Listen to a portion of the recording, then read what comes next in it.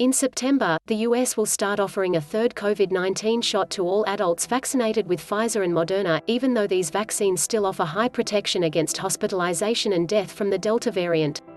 Officials at the World Health Organization said Wednesday that it strongly opposes booster shots for all adults in rich countries because the boosters will not help slow down the pandemic. By diverting doses away from unvaccinated people, booster shots will help drive the emergence of more dangerous mutants, the WHO doctors said. I'm afraid that this booster recommendation will only lead to more variants.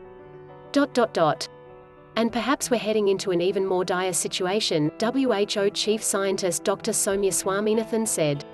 The problem with a call for boosters, she said, is that the virus is primarily circulating in unvaccinated people, not in the fully vaccinated.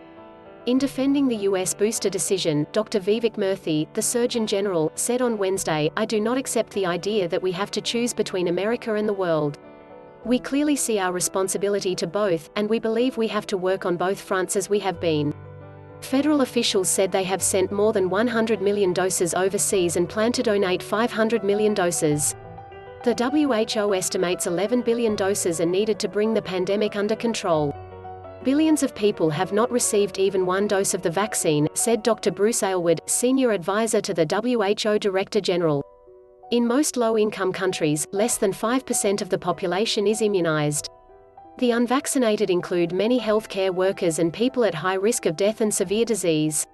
In many middle-income countries, including most of Latin America, only about a third of the population has received shots. To stop the evolution of new variants, the world needs to focus on immunizing these populations before handing out extra protection to low-risk individuals in rich countries, Aylward said. The problem is not enough people have been vaccinated. So our first priority is relatively simple, get as many of the unvaccinated with 2 doses before you move beyond that. Rachel Silverman, a health researcher at the Center for Global Development, agrees.